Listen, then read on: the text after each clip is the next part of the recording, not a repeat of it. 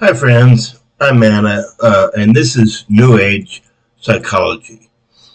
Today I'm going to talk about trauma, but it's not going to be graphic, okay? It's not going to be triggering. The other day, my spiritual director asked me for help, and usually he helps me. That's the nature of the relationship. But he asked me to help him because he wants to be more informed about trauma. And he asked me to suggest some things to read. And I know probably some of you also want to get smart about trauma, and I'm going to share with you what I told my spiritual director.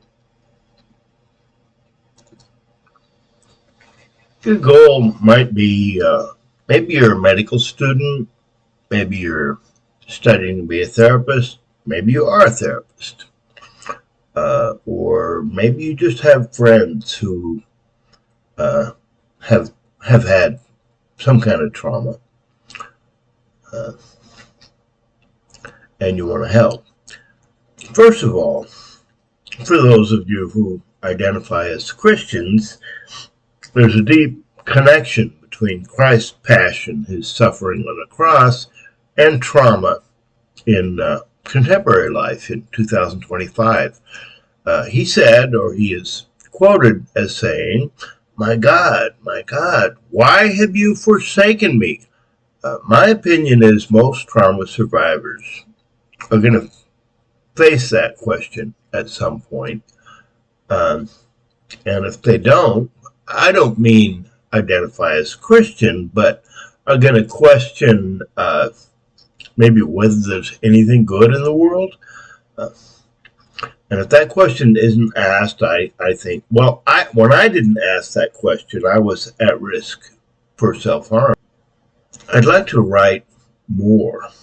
I'd like to write a full-length article about trauma.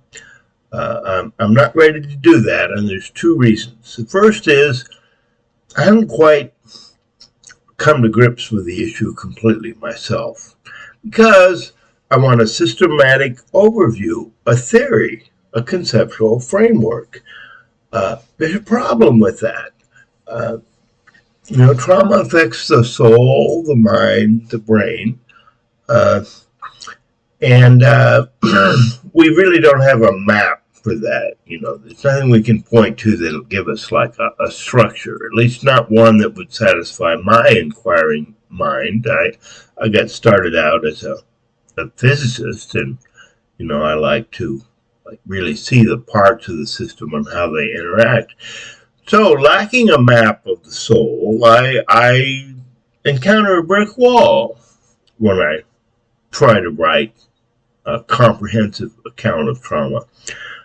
The second challenge is, well, for me, my trauma, lives in two worlds.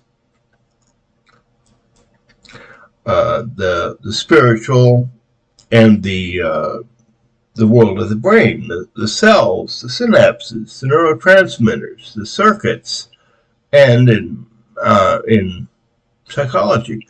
So to integrate like spirituality and brain science, well, that's a problem I haven't solved. So that's the second challenge. There's another issue, and I've talked about this in one of my earlier videos. Clinical psychology, psychiatry, they may have a residue of something called colonialism, whereas as the countries of Europe during the industrial expansion colonized other countries, and it was basically about exercising power over human beings that was justified because we were right and the people we colonized were wrong.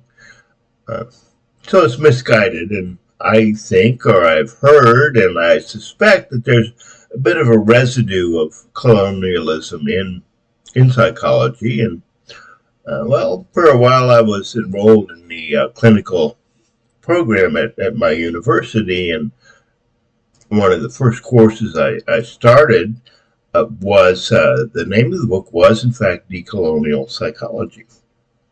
So that's a challenge.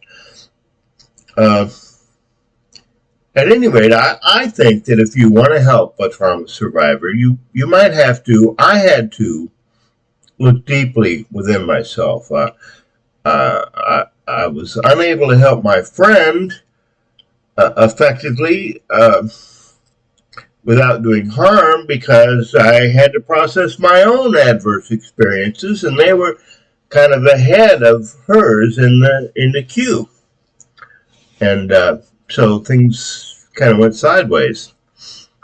So yeah, to help a trauma survivor requires deep introspection and coming from a place of safety. Okay, books. What to read? That was the real request. The famous book is The Body Keeps the Score by Bessel van der Kolk.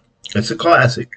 He's a psychiatrist. He's been working for 50 years with trauma survivors of all kinds. Now a word about incest. I believe, and this is, I'm not going to tell you what I've experienced, but this is more than an academic interest. I'll just leave it at that. It's rather different from, say, the trauma that an adult might encounter in a horrible car accident or in combat. I'm not saying I'm not going to compare adverse experiences and say one is worse than another, but I believe it's different. People who have experienced it call it soul murder. Now, there's an interesting autobiography by he was a professor of religion, spirituality, named Frank Rogers. He struggled with having been molested by his mother, and he wrote a book, In the Arms of Compassion. It's kind of heavy. It's, fairly explicit. Could be triggering. The reason to read it, if one chooses to, would be to get a gut feeling. A gut feeling, because, it is a gut-based experience. And finally, there's a self-help book, CPTSD, From Surviving to Thriving. I think it's more of oriented towards self-help. And there's one more. The members of Survivors of Incest Anonymous recommend The Courage to Heal. So these are my thoughts about learning about trauma. Thank you.